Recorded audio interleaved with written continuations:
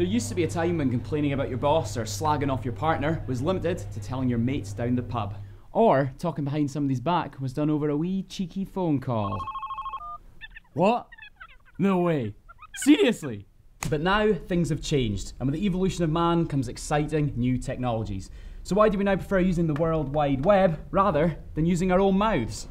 And with all of these new ways of communicating brings new responsibilities, which us humans can't seem to get a grasp of in this digital age, leaving a big trail of destruction wherever we leave our big soggy online footprint. Welcome to the horrific and potentially life-destroying world of Facebook.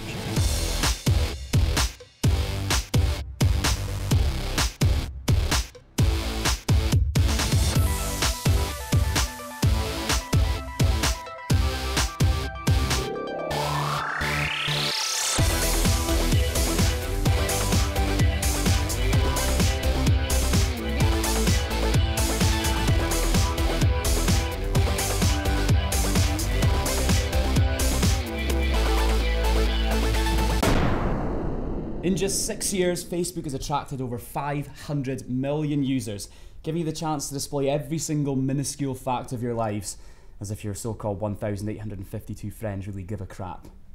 But how the hell can you actually be fired for something that you've done on Facebook?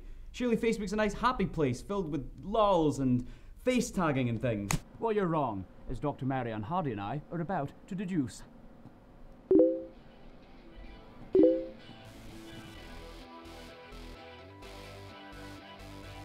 Coming up, a man turns into a woman through using Facebook. So the fourth time, I went back on as a woman. Social networking arguments spill over into real life. Obviously, we have to see him in real life to get the problem sorted. And we get an expert opinion on how to conduct ourselves online. It can bring people together as much as it can pull you apart. And for goodness sakes, check those privacy settings. But first, check out how Katie Furlong was fired by Facebook. My employer announced that there would be job cuts that would affect where I worked, and I put a ambiguous and what I thought was quite sensitive comment on Facebook about the job cuts. Then got hauled into the office a couple of days later and told that I'd broken the declaration of secrecy and was sacked about 2 weeks later. Katie was about to receive a hefty redundancy payout until she was betrayed by a Facebook friend, prompting her boss to fire her almost instantly. Someone who I worked with, but I don't know who it was, anonymously handed copies of my Facebook status to a manager. I was sacked for breaching the declaration of secrecy. I don't really see how what I put on Facebook was a breach of the declaration of secrecy, because I put it on Facebook sort of 6 hours after the story broke and was headline news on all the news channels, and I didn't announce anything that wasn't already in the news, so I failed to see how I announced anything to the world of Facebook that wasn't already available for the public to see. I think they're looking for an excuse to get rid of people because they're going to have to pay out an awful lot of money in redundancy money, and if they can find a reason or an excuse to get you out, then I think they're big enough to try and pull those stunts. I was supposed to have been earning quite a decent wage for someone working part-time for a big bank, fitting it around my university studies, which they were prepared to do, but I've now lost that income.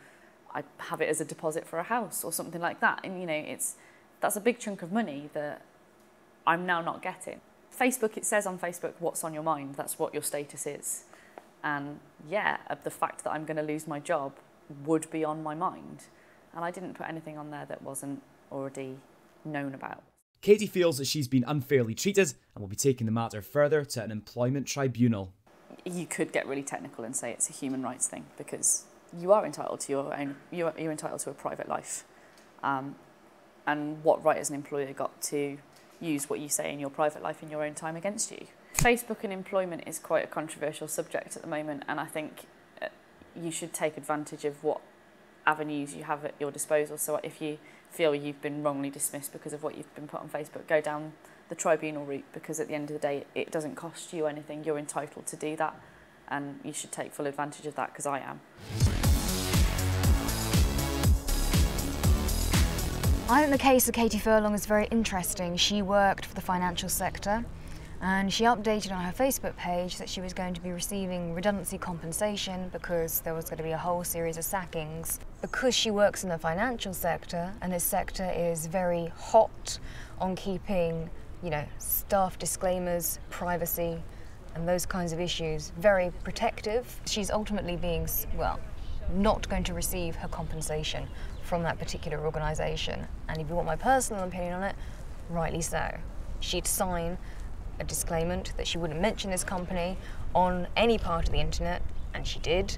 She also said she wouldn't talk to any media organisations related to that particular company, and she has. I think she's right. She absolutely does have a right to put whatever is on her mind out there, so long as she's prepared to face the consequences when she is referring to a specific company in a specific way related to their specific network. That's where she fell down on that one. One of the first people to fall foul to the Facebook nightmare was a girl only known as Lindsay. We couldn't get her to appear in the programme, so to prevent you from getting confused between her and her actress, we put a bag over her head. Lindsay publicly declared online how much she hated her boss, forgetting that she'd added him as an online friend only days earlier. Lindsay, my boss is an... Oh! Lindsay, you bloody think so, do you? Well, you are fired. 3 exclamation marks. Sent.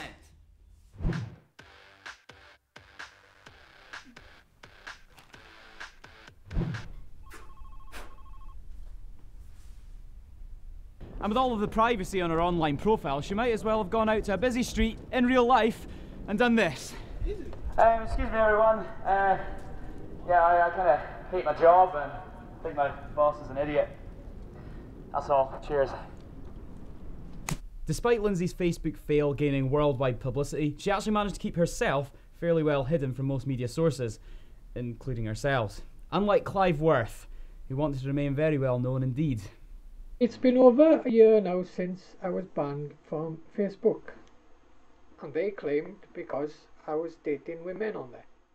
Clive Worth was fired from Facebook itself after dating over 400 people through the site. And if that didn't shock you enough, he's 60 years old. I was banned from the biggest internet dating site for having too many dates on it. And my news went out to writers all over the world. And more women started finding this out and wanted to be my friends on Facebook. I couldn't turn these women down, so I started dating these women. And of course, the next thing I knew, I was banned. Facebook claimed that Clive was banned for improper use. However, this didn't deter him in the slightest. He just made a second profile to reconnect with all of his female friends. I made up another email address, and in no time I was back again as Clive Worth. But within 2 weeks, they banned me again. So I was banned a second time. And then the third time, I'd done the same thing again. Within a week, I was banned again. So the fourth time, I went back on as a woman. And I made out I was a lesbian. Called her my name.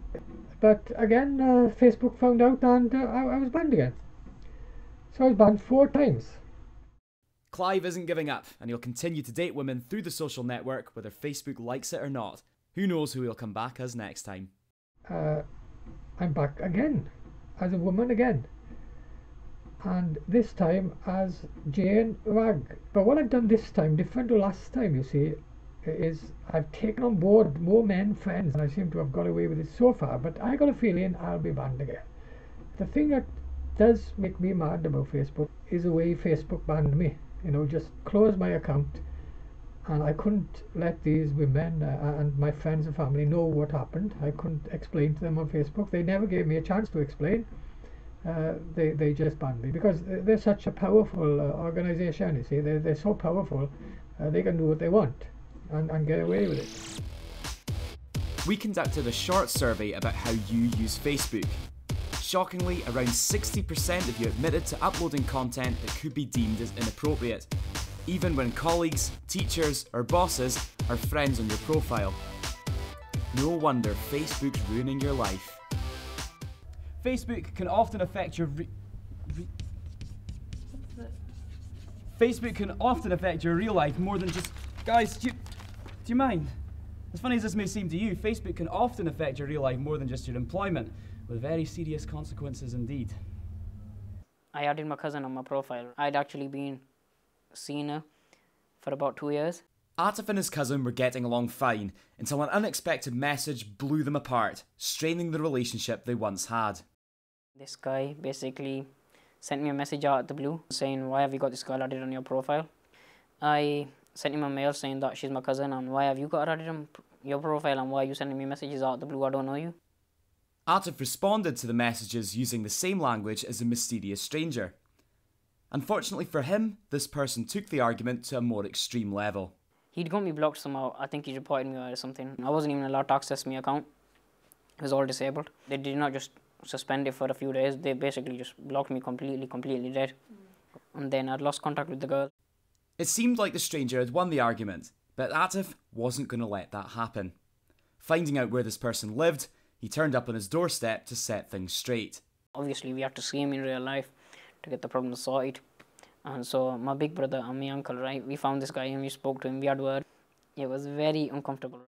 Although the dispute has now been settled, Atif is still affected by the loss of his Facebook account. Yes, it has affected me right now because I have to be really cautious with the way I add friends, with the way I send messages, with the way I actually chat on Facebook to friends as well now. Because I have to make sure the language that I'm using is appropriate. It's hit my social life really hard because I don't socialise with people as much, you see, because most of my friends were on Facebook. Thinking back on it now, I think I should have reported the messages that came to me straight away, and basically I shouldn't have used that language towards him, and I know that was my mistake.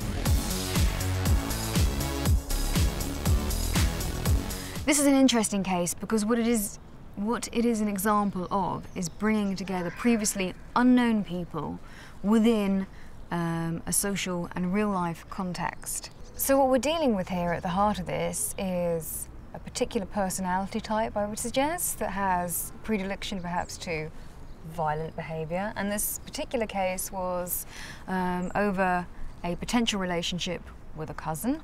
You know, you have complexity in terms of, family loyalty, perhaps romantic attraction, all exaggerated and exacerbated by communications through a particular social network site. But what is fundamentally clear from this is that Facebook did not cause the violence. I think where it is encouraging to see is that Facebook does have a quotes abuse policy, and what you can do if you get these kinds of messages, you can report the person to Facebook. You can also block that profile directly. What's that? What? You think you're never going to get fired for something you've done on Facebook? Well, let me tell you this. The world has gone mad. Take Ashley Payne. She got fired from teaching just because of her profile picture. Ashley was pictured on holiday holding a glass of wine. Not that bad, you would have thought. That is until a parent at the school she worked at complained, prompting them to fire her on the spot. Now, getting fired by your boss is one thing, but what about if your Facebook stupidity drives your own uncle to give you the boot? I was actually working for my uncle's business. Natasha was accused of upsetting another colleague through a conversation on Facebook that she thought was private. Me and my colleague, we didn't really get on with one of the other guys, and without even thinking and probably carelessly, we made some foolish comments on a status update. I think I called somebody a smelly breath monster. Sometimes you completely forget that you've got your other colleagues added on there. And my colleague actually showed my uncle, and as a result of that I was given a formal warning. Natasha found it very awkward to continue working for her uncle's company after the incident. She had no idea it would cause so much trouble. I ended up eventually leaving because I think Facebook contributed to the tension and awkwardness. The whole working environment and the dynamics of the group changed, and it was quite immature. But it just shows that you just don't even think that Facebook's very public. But that wasn't all. The colleague she had mentioned over Facebook had already gotten in trouble for another incident in the workplace. Natasha, however, got into more trouble than he had ever done. Initially, I did want to take further action because I think it was a bit unfair. Because if you think weigh up what had been going on in the working environment as opposed to a foolish comment made on Facebook, and I think just because it was so public and he had solid evidence, obviously Facebook provided that evidence. I'm now set to high privacy testing, so nobody can find me. And to be honest, I think my Facebook activity has probably decreased since. And what happened to the other colleague after Natasha left? The colleague that I had the fight with is still working for my uncle. Yeah, unfortunately. I suppose Natasha would conceive of as private information, but doesn't have the realisation to have the association with her employer that is in a very public sphere. Now, this particular case is further murky because it's a family relationship, and that makes things have an added complexity. Hey, you know what? Maybe you shouldn't work for your family.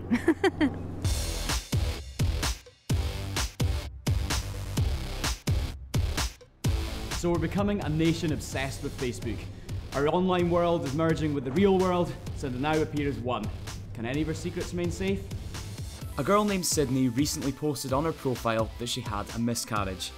As sad as this story is, she asked her friend to keep the news quiet through her Facebook status, after pretty publicly explaining what was wrong. Now this sort of thing is becoming more and more common, as the virtual world of Facebook keeps crashing into our own reality. With financial advisors, and obviously we just tied up about a month ago, and we decided to go on to Facebook because that's the new way of marketing your business. Gibran thought that Facebook would be a perfect promotional tool for his new business. Little did he know that the social network would do the exact opposite, damaging what little reputation he had begun to build. We had a business page and we had a profile, but they decided to close the whole thing down.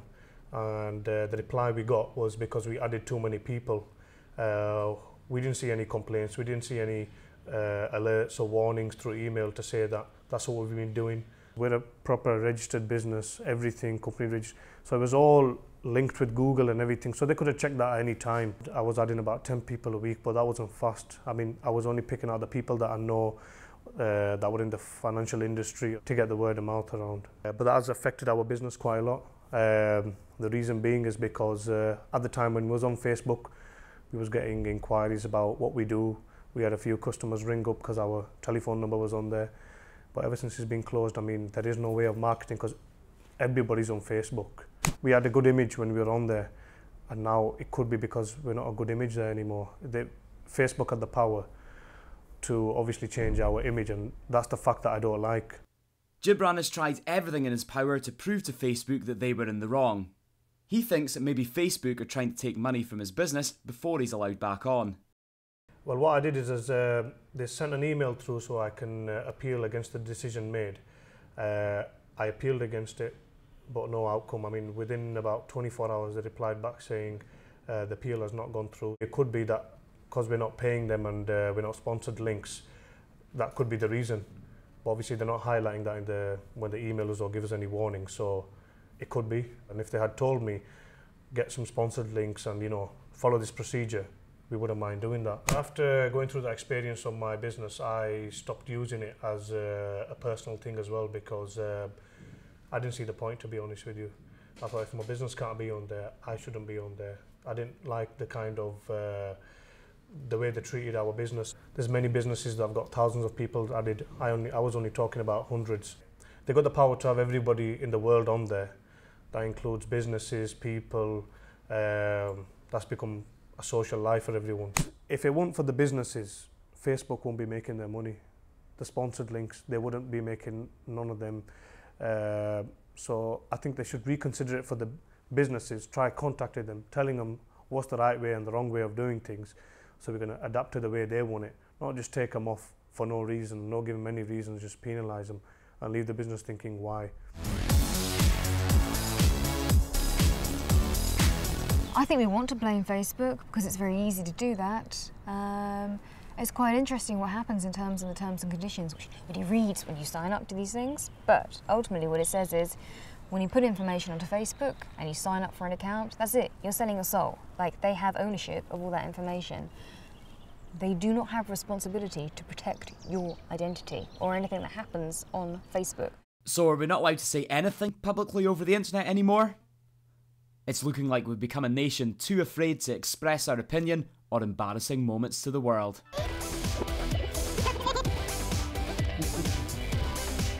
Hey, how's it going? Oh no, wait a minute. No, don't you. We're going putting that on Facebook, right? I think privacy as it stands is a really significant social issue. Again, some of my research touches on the notions of social surveillance and where individuals are not in control of or are not aware of their personal information. You can imagine you would have in front of you for your interview their CV and also their Facebook profile. And if that person was stupid enough to leave open all posts, whatever it is, relating to, I don't know, misconduct, deviant behaviour, even silly behaviour, yeah, that could count against them, certainly. Enjoy it, have fun with it. It doesn't have to be a completely negative experience. It can bring people together as much as it can pull you apart. And for goodness sakes, check those privacy settings. So there is a serious message behind this. You can actually ruin your life. Facebook's like a little window that people look through, so you've got to be careful how you use it. But if you're still intent on kind of ruining your career and making a big, massive, epic fail, then you might want to try this technique. Jennifer Castor has created an imaginary person. She says that when she wants to complain about work, she talks about poor little Hop Hay and her misadventures at her school on the Isle of Tarvalon. She makes up fake names for her boss, team leader, and everyone in the office without even getting in trouble. No one understands that Hop Hay is her and the school is actually her office. I think it's a clever tactic, actually, and if you want to complain about work in those kinds of public forums, keep everything anonymous, give it a pseudonym. If you really want to express yourself like that, do everything in a way that is clever and makes no mention of your employer, your peer group, people you might work with, clients, customers, etc., etc. Based on Marianne's advice, we've compiled some top tips to prevent you from being fired by Facebook. Number 1. Be aware of the Facebook status. More people can see what's on your mind than you may think. Number 2. Don't add anyone and everyone to your friends list. If your boss or grandma's best friend's niece wants to add you, then think twice before clicking accept. Number 3. If you really want to work with your family, then consider leaving them unaware of your status updates, even if it means missing them out on your latest birthday invite. Tip number 4. Watch your language. Someone's bound to find your constant swearing offensive, and before you know it, you'll have no profile left to use. And finally, tip number 5. If you do use Facebook for dating, keep the partners to a minimum. They will find out, and you'll be stuck using your cheesy chat-up lines in the nearest bar. So if we've learned anything, it's to be a little bit more cautious online and to follow the advice of our experts. But if you still can't resist the urge to slag off your boss, or anybody else for that matter, don't come crying to me.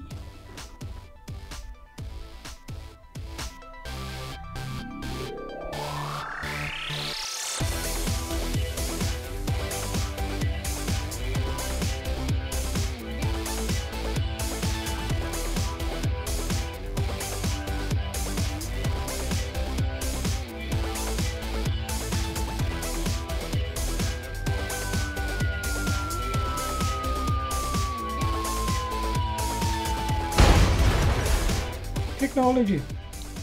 Tell me about it.